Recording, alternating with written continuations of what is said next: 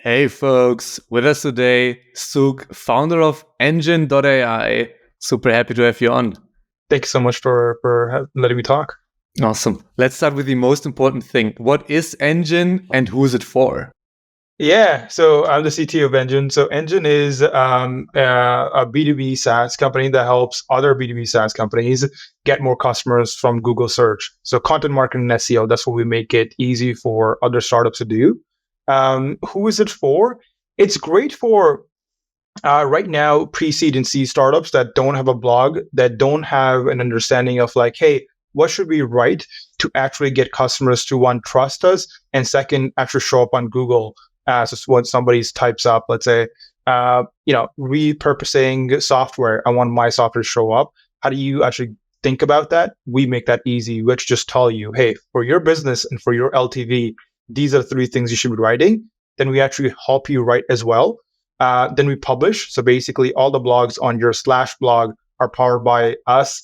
Technical SEO, great out of the box. And the last thing we do is analytics, which is how is your SEO doing, or how many customers are coming in from this channel, and what you can do to like increase that number. So basically, all those 4 steps, typically an SEO agency would do that for you. We do that all in one platform as an all-in-one solution.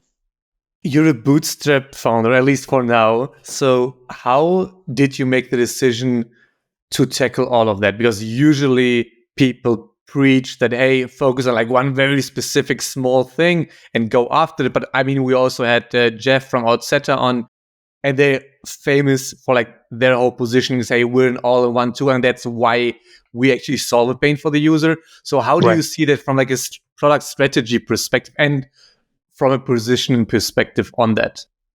Yeah, the idea of bundling and unbundling, I've heard another podcast on this on Indie Hackers, but basically there's seasons of when people want to bundle, and then there's seasons when people want to unbundle. So think of like Craigslist.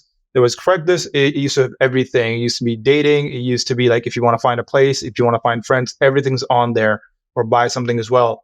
But now it's split up into Airbnb that was just houses, or it is so other examples like that, things that used to be all on Craigslist, but now have their dedicated platforms. So that was unbundling.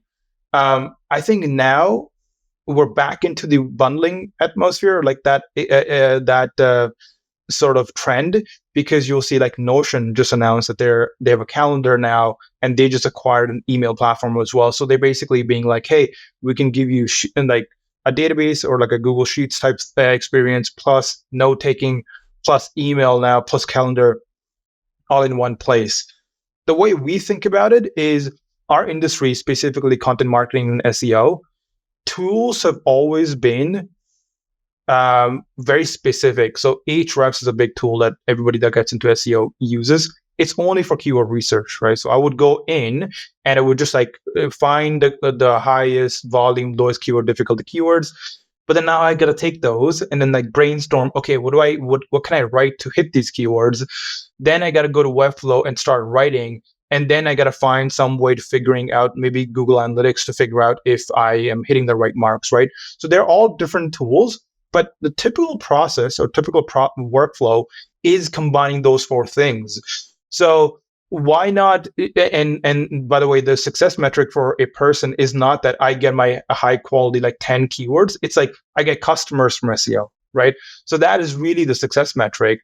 So if we really want to help a customer in our space, we have to go from like start to end. So we can tell you, hey, don't even worry about the keywords and stuff like that. We've already done the work for you. Here is the proof if you want to see it. And so we go to like do keyword research for you in the background, figure out what is more relevant to you, tell you what to write about, but only because we can do that. That's the reason why we can take ownership of the results. If we were just like a single layer, we wouldn't be able to do that. If you need to hire the right developers and ship fast, then React Squad is for you. A boutique agency that specializes in React and only works with fast growth startups. Visit reactsquad.io to learn more. I mean, AI is in your name. So do you think of it a bit as like the co-pilot for SEO from like, I mean, not to just like throw around fancy terms, but we're just thinking of you're for early stage, which means either a founder or like a first marketing hire has to do that, and that Exactly. person is super stretched thin, or like Mhm. like take us through like the more of the strategic part of like how you think about product there. Yeah. So typically our customer, again, is like super early on, and they have some sort of product and some sort of traction, and they just have enough product going that they can bring on a head of growth, a marketing person. So one person. And that one person has to drive basically business for the whole company, inbound business, right, for marketing. And they are now doing social media. They're not doing TikTok. They're not doing blogs. There's like 100 things you can and want to do, but not that you can do. And so that's number one. Number two thing is content writing takes a long time because you want to be, it's a real, like you're showing your brand by writing content. So if I say, hey, you should do this thing this way, you're really putting yourself out there. And that content has to be really, really good for people to be like, I actually got real value out of this. So I trust whoever the person behind this is and the product that's behind this is. It's all about building trust, right? So that person does not have the time to actually learn the intricacies of SEO and figure out what to do and then like operationalize it. We want to say, hey, don't even worry about that. We do the background work for you. We just tell you so you can just start getting results today. So you can start at least writing your first piece. So once you've written the first piece, now you can put it on your social media. Let's convert this piece into like a LinkedIn post, a Instagram post. So your blog content sort of becomes your bedrock of content. So then from there, you can be like, okay, maybe let's now figure out this blog is doing really well. Let's see if we can make a YouTube video out of this. Let's see if we can make a quick TikTok video out of this. So I think of it as like simplifying first marketing hire of a B2B SaaS company's process much easier because they only have to write content and then they can do other things stemming out of the content, provided that the content works. It makes a ton of sense. Let's switch gears completely and go back in time. Walk us through your founder journey that ended up where we're at right now with you basically being the CTO here at Engine. Yeah, I've been a builder for as long as I can remember. I've up until last year, actually, I've shipped 31 different projects in the last 7 or 8 years, and Engine is my 32nd one.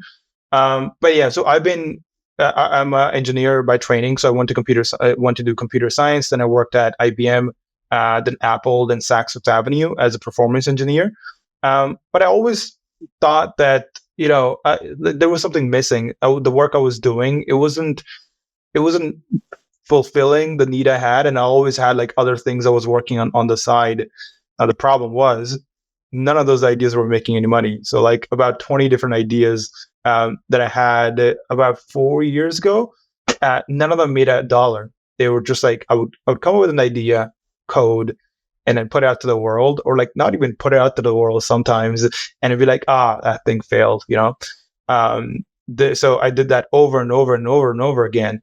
When the pandemic started, that's when I sort of reflected back and I thought, okay, what is the common thread? Why are all these projects failing? And the obvious thing that happens to all technical founders is that I couldn't sell. I didn't know how to do marketing. I didn't know how to do sales. So I was like, okay, so for my next project, what I'm going to do is I'm going to pick something that's already selling, and I'm going to not even try to build it, and I'm just going to try to sell it. So it's kind of like if you go to a gym, you have chest day or you have leg day, right? So you're only working out that part of your body. So that's what I was doing. So I really wanted to just like figure out how I can sell because I knew I could build. One of the things I did was I bought specialty honey. It's a blueberry honey it's like I found this. My friend introduced me to it, but I got this blueberry honey, and I think it was $8 Canadian a jar, and you could only get you have to buy 4 cases of it at a time. It's like a wholesale thing. So I bought 4 cases, shipped them in. And then I just started selling them. I was an intern, so I started selling them to other interns in the company, and we actually ended up like selling a lot of them. And the honey was so good that I just ended up keeping them, and just like so it was a good trade. But that kind of showed me that, hey, okay, if something is selling, then there is a way for you to then come in and like sell that yourself as well, because you already know the product is working, right? So if other people can sell it, why can't you? So I did that. And after that, I started with a couple of friends and cold emailing agency. So same thing. There's no development work that needs to be done there. It's just that, hey, Nicholas needs more X type of businesses to work with. Okay, let's do $1,000 contract where we would send out cold emails for you. The business didn't work, but we got on so many sales calls that I just got like sales call experience. How do you close a sale? How do you like move a prospect through different stages of the sales lifecycle? So that was my like sales training. And then after that is when I started building things with the lens of like how I would sell it. Like, what would I say in a 30-minute sales call? And so I think that is a major lesson that I would pass on to other technical founders, is like start learning sales, because you can already build, because that's been your career up until now. And figure out, when you come up with an idea, what are you going to say in the 10, 15 minutes of your sales call that the other person would be like, I want this right now. I love that, especially because you basically looked at what's my bottleneck to get a startup off the ground and went all in on that. Because sure, you could maybe squeeze like 10% out of you being a coder, meaning being even better, but that wouldn't have helped, right? Yeah, it wouldn't have helped. And the other way of doing it is like, hey, I'll go find a co-founder that is like good at business. And it's like all business people want like a technical person, all technical people want a business person. That also, I don't think works. I think because it's just like, you have two brains thinking about the same business. I think if one brain thinks about it, because if they can specifically think holistically, it actually works much better, and then can bring on somebody later on to take on that sort of job role. But if a founder can both build and sell, I think that's an unstoppable founder. Yeah, for sure. But right now, I mean, are you not right now in the CTO CEO combo, or how is like your founder setup right now? Yeah, I have a co-founder. So he is his name is Edgar Brown. He's been through every single startup program in Toronto, and worked at other growth marketing roles in SF as well. So the way we met was in the On Deck program. It was an accelerator. We just go and kind of meet people, and that's where we met. But he is brilliant at just like talking to people and like building connections. For me, it's more of a learned skill. It's something I can do, but not something I'm great at. And it's just natural for him. Me, it's natural to code. So I think like that working style has been great for us, where we can like focus on our own skills, but we know what the other one can do, and we can always come in and help, but it's not a necessity. Makes sense. And then let's go into what you're doing right now, meaning what milestone are you chasing right now? Yeah, currently we're at 1,500 MRR for Engine, and we want to get to 5,000 in the next 3 months. So number one thing that I'm doing now, actually my only focus is sending out as many cold emails as possible every day. I have a goal of sending 5 a day, and I started this 2 days ago, so I did 10 now, and I have my mandate for doing them today as well. But basically finding a way to get to 5,000 MRR. Walk us through that specifically. How did you end up thinking that cold email was like the go-to, or is it just like your first experiment? Like, because I think a lot of people are in the like low thousands of MRR, where you, of course, like you showed you were able to build a product, which is amazing. You showed people actually pay for it, which is amazing. But I mean, not even one person can live off 1.5K. So you obviously need to push to 5, 10, 15K, right? Yeah. Yeah. It's so here's the thing, and here's the secret that I found is like, there's so many different things to do. So for marketing or sales, where I think most people get frustrated of like, hey, should I do this and should I do that or should I do this? And then like there's always FOMO on Twitter. I just saw it post in the morning where someone said, hey, we posted on TikTok and we got like 20K of sales. And then now you're thinking, hey, should I do TikTok? But I think what it is, here's a real gem, which is under 10K or I think even under 50K MRR. You don't need to, any one of the marketing channels will actually get you to the 10K mark, right? If you make enough TikToks, you will get to 10K. If I send enough cold emails, if I do enough paid ads, I will get to 10K. What the differentiating factor, like, or the reason why you wouldn't is if you stop midway. So consistency is the only metric. It's not the which channel should I go for. So if you feel like, hey, TikToks are like my thing, and you all day you just made TikToks and like for 30 days, for 6 days, you will hit the 10K. It's not that one is better than the other one. It's like which one can you stick with the longest? Cold emailing is I find it, so I have a bunch of like people that I know, like just founder network. So I know you from like our Indie Worldwide stack, and there's a lot of good people there. So now I know I can get an intro from you, or I can get an intro from somebody else and just like email them. I'm not hitting people out of the blue being like, hey, buy my service. It's people that I have some sort of a connection with that I can like relate to, right? And so I feel like, and I built up enough reputation where I post every day on Twitter, and I contribute to community. So there's some sort of like authority sort of built up there as well that gives me the incentive to reach out to more people, because most people I reach out on cold email are spammers or scammers, whichever so one. You don't do like the 1,000 emails a day to like random people. No. It's 5 a day actually, and I spent I think 4 hours yesterday doing the 5. Because they're like hype. They're like, I go through and read everything. And so, and like, I will try to find ways to get me like a warm intro as well. So I'd like to not reach out to person A that I want to reach to. I'd reach to person C that I know really well and be like, hey, can I get an intro? Because I like, again, look, so we sell the product at $200 a month. We want to get to 5,000. We don't need a lot of people. We just need some good people, because those good people will bring in other good people. And so that's the philosophy I go with. So 5 a day right now. That's what we're going with. Love that. And then what do you feel it's like, what's the biggest challenge right now? I mean, obviously sales, but besides it, is that like the biggest thing you worry about right now? Like what's keeping you up at night as a founder? Because every founder has like the one thing that keeps them up at night, right?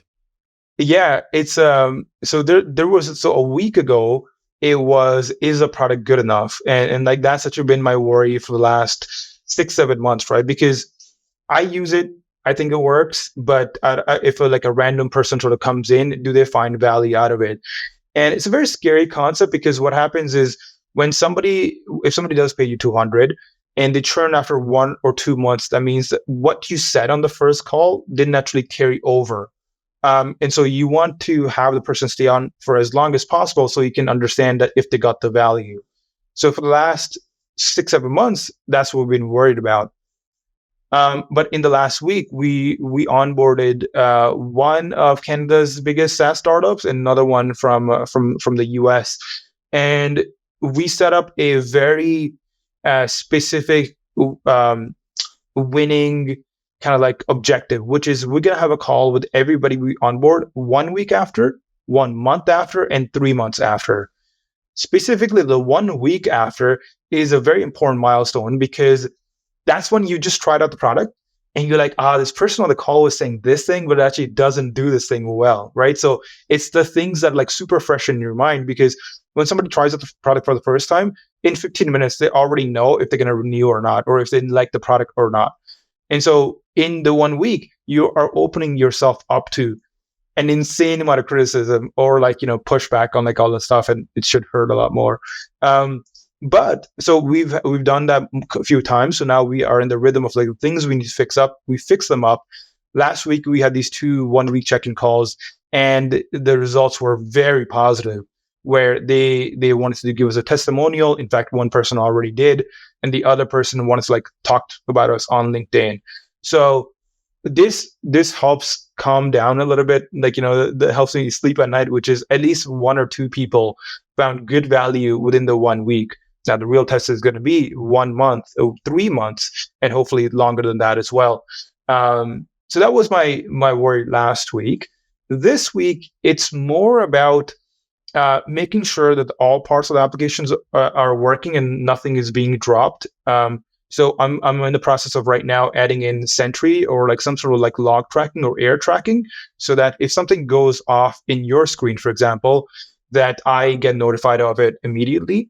So that's, I'm in the process of like figuring how to do that. I think what the smart thing there is that on the let's call it like bug tracking, basically, I think using automation there is super smart, because you don't want your user to email you, this thing is not working, because maybe user 11 emails you, but like 10 people were like, that shit is super buggy. But you're doing qualitative calls with customers. You don't hide behind Mixpanel, behind Amplitude, behind Juno, whatever, and think, they're clicking here, there, this is the retention from A to B, and I bet this is what they're thinking. But you just like go on the call, even though it's uncomfortable, and look people in the eyes while they say, I don't love it, even though it's your baby that you put like hundreds of hours of time. I think that's logically an easy thing to do, but I feel like emotionally it's harder to do for a lot of founders than they think. It's very hard. It's like a specific kind of like mindset, and like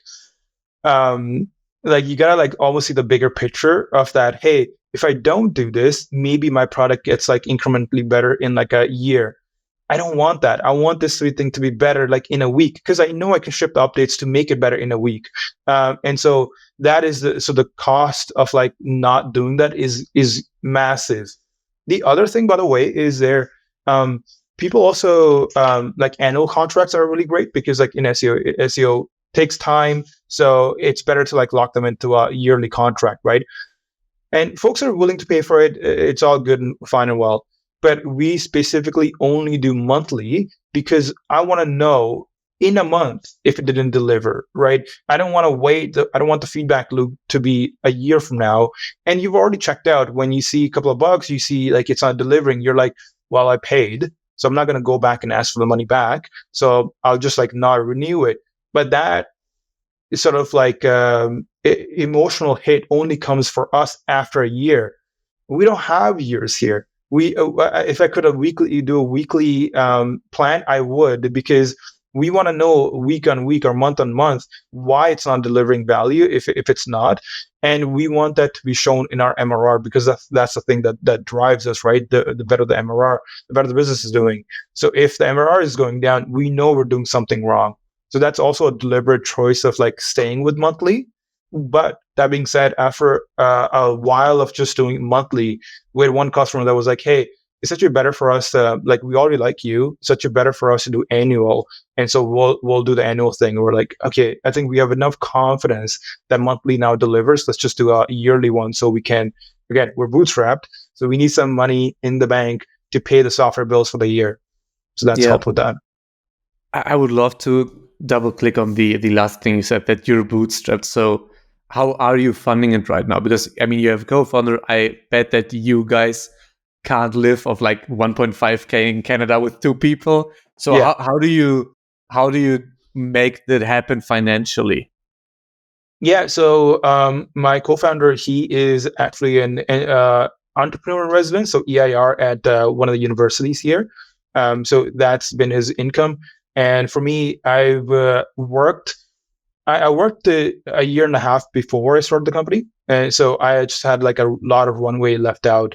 I think that's also like a thing that we would focus on, which is, hey, if you're going to go full time on something, then you want to have like a lot of runway left, or like have a big runway built up, just so you can have time to explore different ideas and figure out what works and what doesn't.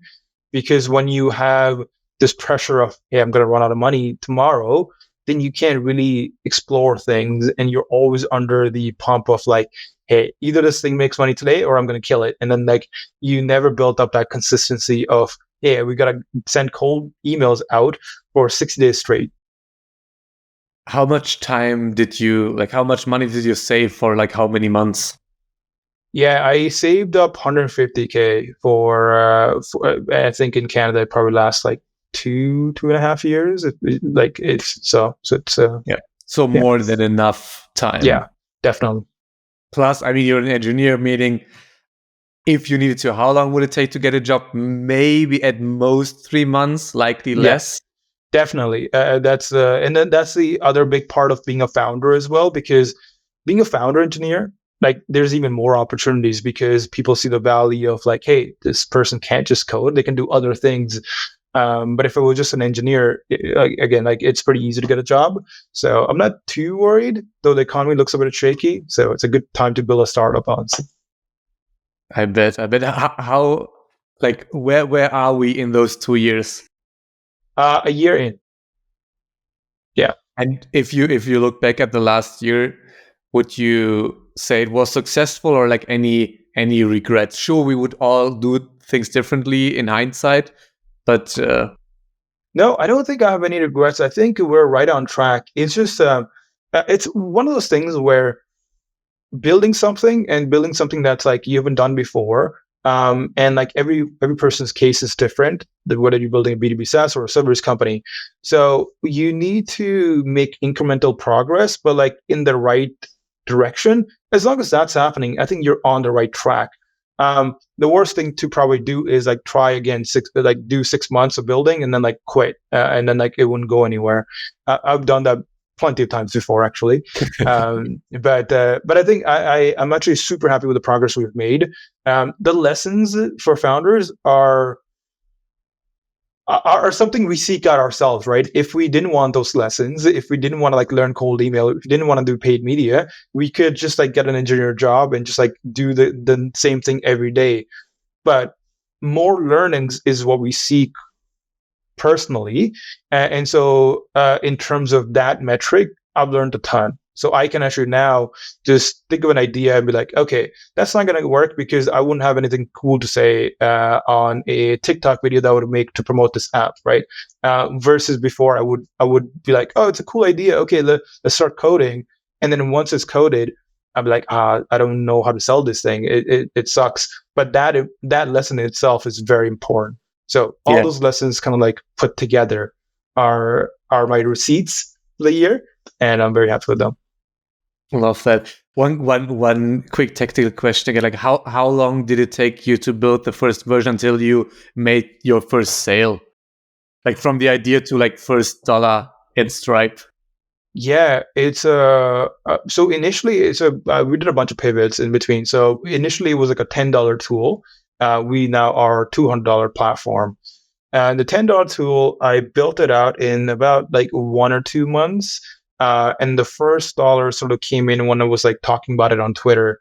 I think I should have like a tweet somewhere, but basically it was like about a month and a half in. What I did was I went to Facebook and I wrote a post that said, hey, I just launched this thing and it helps you like write blog posts easier, faster. For $10, you can get like early access, and the price is going to go up afterwards. And then so I got on a call with somebody. It wasn't the right fit of a customer, but it was money, so I ended up taking it. And then working with them throughout, I figured out that it's not the right kind of customer, and you'll see that happening over and over. Where if you have a customer, you kind of learn from them, and you say, hey, this is the kind of customer I want, so let's go find more of these kind of folks. Or I don't think this is the right fit because they're not going to see value because XYZ. And so maybe let's not get this kind of customer again. And so working through those kind of things, I actually called it like the golden goose formula for finding a perfect ICP, which is you sign up a bunch of people, you take a look at who is going to be the most successful out of them. You say, let's say, person B, Bill, is going to be most successful. Okay, let's go out and find 20 more Bills. Okay, so we got 20 more Bills. I think like this Carly is going to be more successful. Let's not try finding more Carlys. And I just kind of go from there. And that's been the most productive for us to find the ICP. I love that. And then as we're coming close to time, as the last question, where can people find you and the company online? Yeah, so Engine is EngyneAI, so Engine.ai. For me, I am on Twitter. That's where I talk the most, and I'll share like screenshots and behind the scenes stuff for when we're building Engine. So the Twitter is this is Sukh _. So THISISSUKH _. And as always, we will link everything up below. Sukh, thanks a ton for coming on today, man. Thank you for having me. It was great. If you like this episode, then you'll love the SaaS Operator, a weekly newsletter brought to you by EarlyNode, with actionable insights from SaaS experts in the industry delivered right to your inbox every Tuesday for free. Visit earlynode.com to subscribe.